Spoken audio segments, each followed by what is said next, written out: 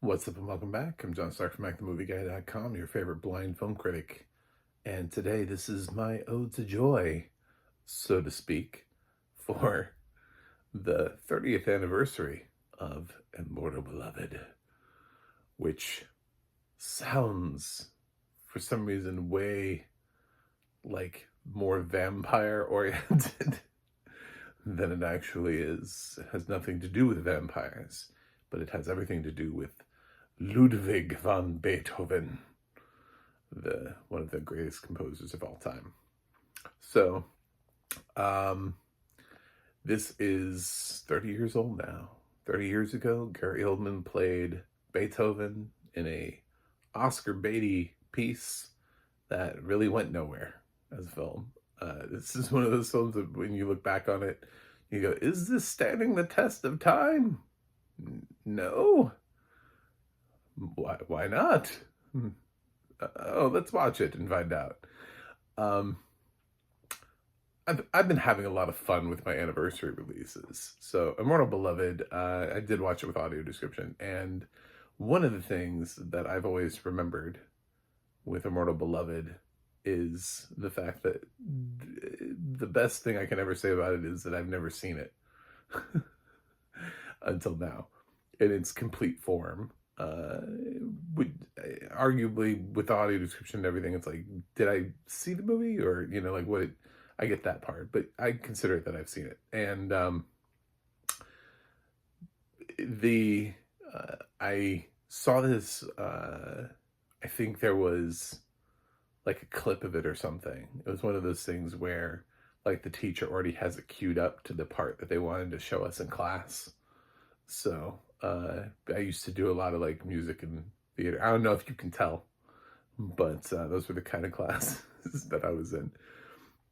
So at some point, I guess on VHS, somebody had Immortal Beloved and wanted to show us a little bit of the history of Beethoven, sort of like Amadeus. I watched that a lot in school too. Although that one they seemed to, because it was more widely accepted as a work of art, we watched more of Amadeus and only like a blip of Immortal Beloved. They were like, well, here's the look at Beethoven. So I only got clips or of this. And never really felt like, well, I should see the whole thing. And then it's 30th anniversary, I was looking through films. So I'm like, you know what? It's 30th anniversary of Immortal Beloved. Why don't I finally watch this entire thing and see, is it Amadeus? And it's just underrated? Or is there a reason why this has no award nominations of merit, of mention? Interestingly enough, this is in the sevens on IMDb, which could be because people forgot it existed and only a few people who remembered it voted for it. So that's entirely possible. It has Gary Oldman and Isabella Rossellini in it, and of course, Isabella Rossellini is having a banner year this year with Conclave.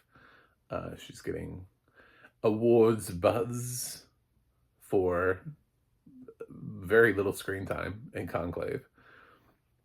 And part of that is because when you look back, you can literally look back to something like this 30 years ago and be like, wow, she's been pretty good her whole career and she's never been nominated. So it's really easy to just kind of forget somebody like Isabella Rossellini.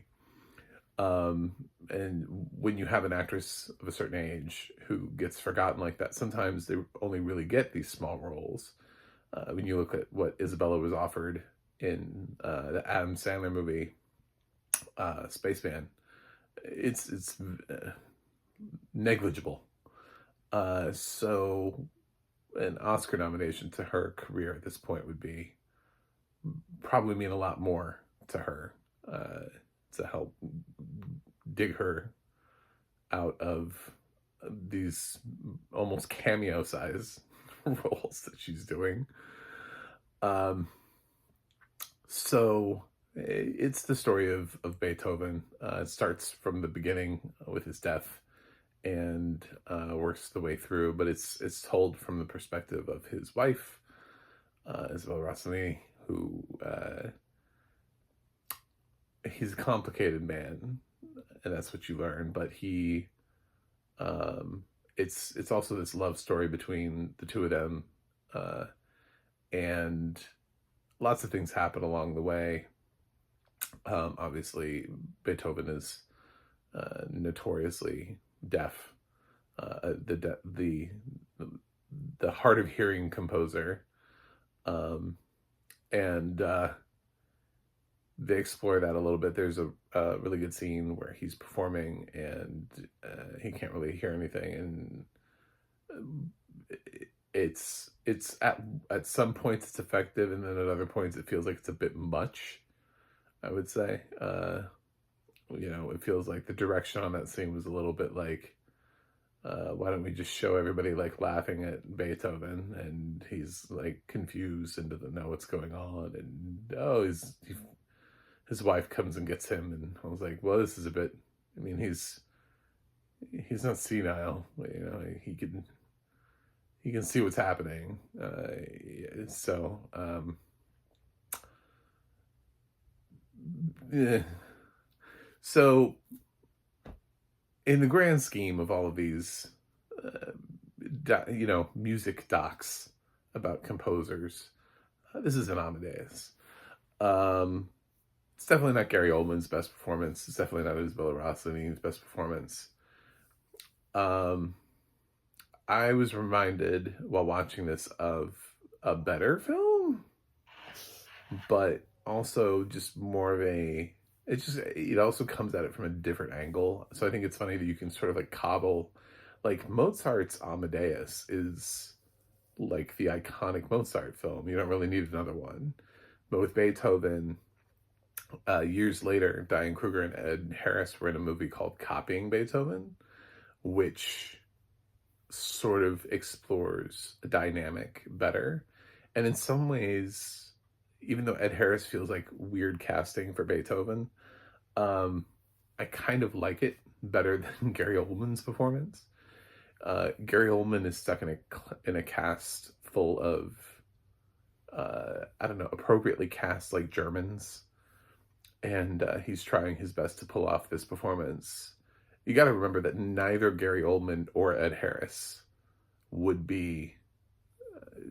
are actually German. So either one of them are having to like stretch, no matter how many other German actors you surround them with. It does not make them German. So if that's what they're going for in this film, but or Austrian or anything like that, he's always going to have to change his accent and stretch. I just don't think this film is that well directed. Bernard Rose doesn't really have an illustrious career of film direction. I just don't think this film is supported well enough, and it's trying to be Amadeus. It's trying to be broad scaled. It's trying to show you Beethoven over the years. And Copying Beethoven tries to show you Beethoven in sort of this like really limited scale, like this little part of him, this little piece of time in which it exists. It's not like a full-scale biopic like Immortal Beloved is trying to do, where it starts with his death and then rewinds. You even get to see him getting beaten as a child. So that's fun. That's a fun little scene thrown in there. So my anniversary has been pretty much movies that I loved, movies I liked. And then every once in a while, it's like, does this hold up? Did this stand the test of time? Question mark. I don't think so. I'm going to say Immortal Beloved is a film that is slowly already being forgotten. And the deeper we move down the line, 40, 50 years later, I just don't think that many people are going to remember it. I think you might have just like the hardcore classical music nerds who remember it from some music appreciation class, or people who are like really into Gary Oldman movies. And they're like, I have to see all of them. So yeah, there'll be a couple of people who watch it, but it'll be basically forgotten. It doesn't have any sort of an awards history to back it up. It's also not the kind of film that you watch and you go, oh, 1994, the year of Forrest Gump, Pulp Fiction, Shawshank Redemption. I'm sure I can find a place for this among, those titans of of film. Yeah, it's pretty easily you can pretty much easily defeat it with by just thinking about like, well, what were the other? Oh, yeah, 1994 was a bitch of a year for film for Immortal Beloved to try to sweep it in with any potential nominations.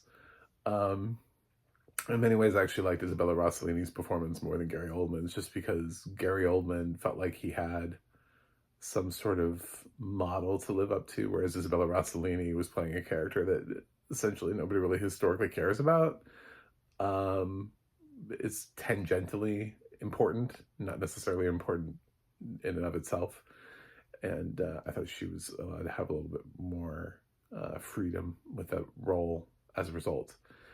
Whereas Oldman was like, well, I'm playing Beethoven. There's the weight of that role is on me. It must be correct. So, should you watch Immortal Beloved 30 years later? I don't know. I mean, again, I think this movie appeals to a block of people who are really interested in classical music and biopics about classical music. I don't know how like 100% accurate the story is in terms of Beethoven's history. I didn't like research with like a musicologist or anything like that on breaking it down, and I don't personally have Beethoven's biography memorized. I felt like he could hear more than I thought he could from everything that I always learned about him, but um, that could just be, you know, chalk that up to direction, chalk that up to interpretation, or Gary Oldman's performance. I don't know. Pick one. I think it being in the sevens surprised me on IMDb, especially because I checked IMDb after watching it. I was like, this feels like it's probably in the sixes. No, it's in the sevens. It's pretty hard to kind of maintain sevens. Sixes is a pretty average score for IMDb users. I don't even flinch anymore if I see a film in the sixes. I'm like, well, it's probably fine. Because you have almost too many trolls on IMDb nowadays that pull films down. When it's a scale of like 1 to 10, and there really aren't any films like from 9 to 10. Although like TV shows there are, like the TV show ratings are just like off anyway, and just on a completely different scale. But yeah, the highest films are like 8 point something, and you're like, well, what's the point?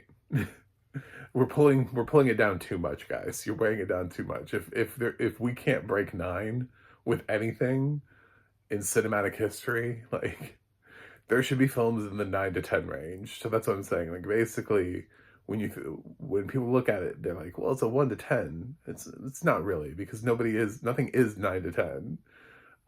There's so many trolls that just downvote movies that we can't even get some of the most classic films of all time, like Godfather and stuff like that, above 9. Like we can't even agree on what is the leading film? What are maybe like a handful, like a smattering of films to throw up there to be like, well, these are the icons, the untouchables. Let's lock them in and leave them alone. No downvoting. But yeah, so when you have the films are like in the eights, you kind of realize it's a scale of like 1 to 9, which means that the sixes are very much still in play at that point. So yeah, that was a really weird, unnecessary IMDb explanation of why I don't care if it's 6 or above. It's for the same reason why Rotten Tomatoes, you are scored fresh. If you are 60 or above, you're certified fresh at 70, but you're fresh if you're above 60. Immortal Beloved is, it is what it is. I wasn't blown away by it, and I certainly didn't feel like, oh wow, I was missing things all these years. I kind of understand why I've seen Amadeus like twice in full in like music classes over the years. And then Immortal Beloved, it was like, well, here's a scene from Immortal Beloved. That feels appropriate.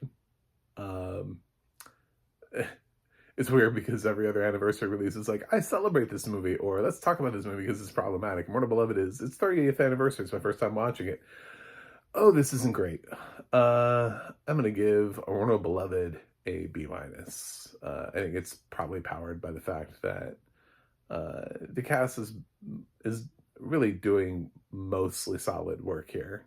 Even the Gary Oldman, I don't really have a I don't really have a problem with it. I just don't think it's an Oscar worthy performance from Oldman, especially when you now 30 years later we have 30 more years worth of Gary Oldman performances, and I'm like, I wouldn't nominate this for out of his career, especially in 1994, knowing who he's up against. There's no way I would take away a spot for this. So that's it. Thanks for watching. Thanks for subscribing. And I guess we're celebrating the 30th anniversary of this. That's how we celebrate, is by not really giving it a high grade and kind of questioning whether or not it'll stand the test of time, or whether or not it even has stood any test of time 30 years later. Did you know what Immortal Beloved was before I made a review of it? I don't know. The audio description here was okay. It was British. It didn't really... It did okay. Translating his, like, you know, moments of not being able to hear things and what's going on and those kind of things. It's mostly like a romantic drama, though. It's odd too. It's just odd. Those are my thoughts. Thanks for watching. Thanks for subscribing, and I will see you guys on the other side.